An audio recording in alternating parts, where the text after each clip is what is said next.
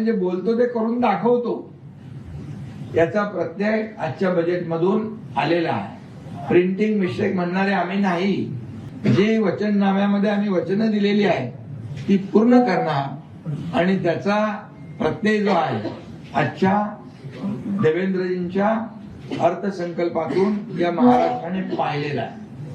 आणि म्हणून हे दोन विषय सगळ्यात महत्वाचे. लाडकी बहीण योजना झाली आणि सावत्र भावाने कितीही कोर्टबाजी केली तरी सुद्धा आमच्या लाडक्या बहिणींच्या मागे आम्ही सगळे भाऊ, आता तर आमची ताई पण आली आहे इकडे, आम्ही खंबीरपणे उभे राहणार आहोत आणि सुरूच राहणार आहे.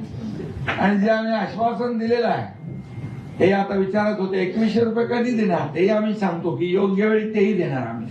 आम्ही कधी मागे फिरणार नाही. बजेटच्या आधी ते तुम्हाला सांग योग्य वेळी. आज योग्य वेळ पाहिलं तुम्ही का? बोलत नाही आम्ही खाली, फक्त बोलत नाही, आम्ही करतो. आणि त्यामुळे मी मुख्यमंत्र्यांना धन्यवाद देईन की बळीराजाच्या मागे खंबीरपणे महायुती सरकार उभं राहिलेलं आहे. आम्ही नेहमी भाषणात सांगायचो, कर्जमाफी असो, लाडकी बहीण योजना असो किंवा इतर ज्या सुरू केलेल्या योजना कधी बंद होणार नाही. आणि आम्ही हेही सांगायचो, शासनाच्या तिजोरीवर पहिला अधिकार हा बळीराजाचा आहे आणि तो आज सिद्ध करून या ठिकाणी महायुती सरकारने दाखवलेला आहे. त्याचबरोबर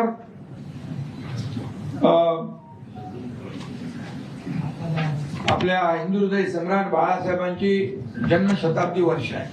मुख्यमंत्री महोदयांनी तेही सांगितलं की पहिला टप्पा झालाय, दुसरा टप्पा जो आहे तो लवकरच पूर्ण होईल, त्यालाही कुठे काही कमी पडणार नाही.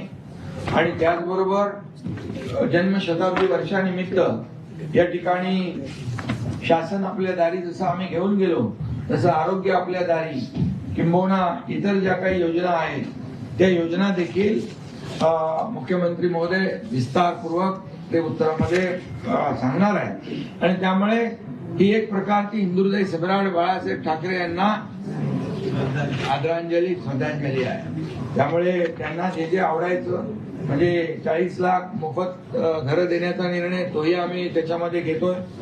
आणि त्यामुळे हाही एक